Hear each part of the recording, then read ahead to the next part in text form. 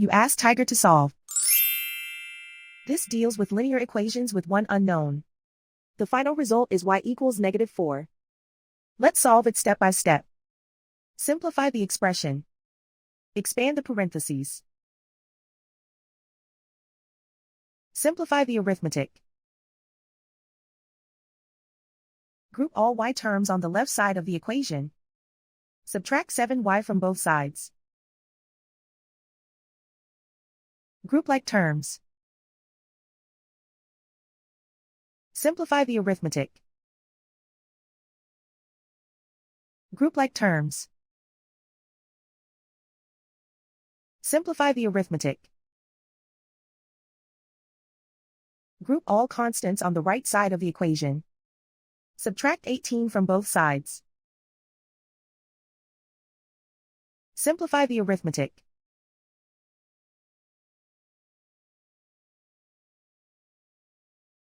Isolate the y. Divide both sides by -4. Cancel out the negatives. Simplify the fraction. Move the negative sign from the denominator to the numerator. Find the greatest common factor of the numerator and denominator.